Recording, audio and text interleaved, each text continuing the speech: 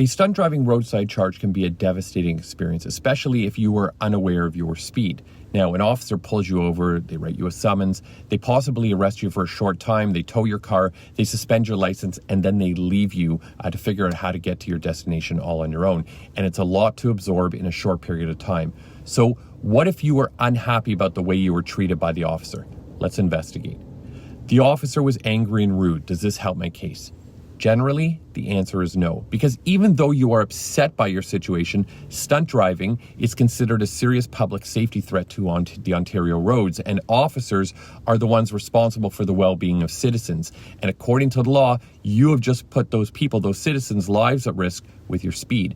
So this can anger a police officer, as you have now endangered drivers and pedestrians. So as long as the officer's behavior is legal, they are entitled to be emotional. And remember, according to the officer, you are the person that caused them to get emotional. So you should always cooperate, because your interaction with that officer is recorded in the evidence, the disclosure. And they are allowed to get angry due to your stunt driving charge. And it does not look good if you get angry at them in return, because there will be very little sympathy from a prosecutor or a justice of peace in court.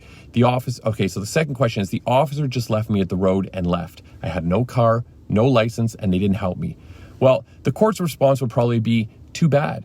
You broke the law, and this is something that you will have to deal with according to the law.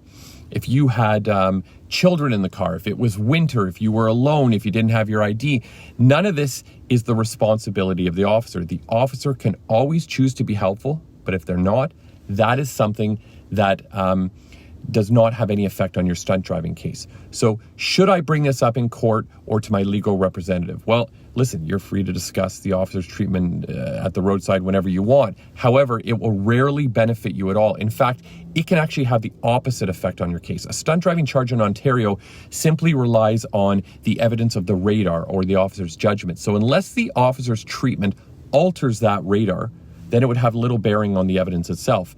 And prosecutors will have very little sympathy for your roadside experience, because in their mind, you were endangering the public. So telling them the story of the officer will most likely frustrate the court process and can actually negatively affect your case. So the smart move, get help from a stunt driving law firm.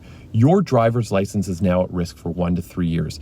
Deal with this properly. Don't waste the court's time. Let's focus on keeping you driving with minimal damage to your driving record.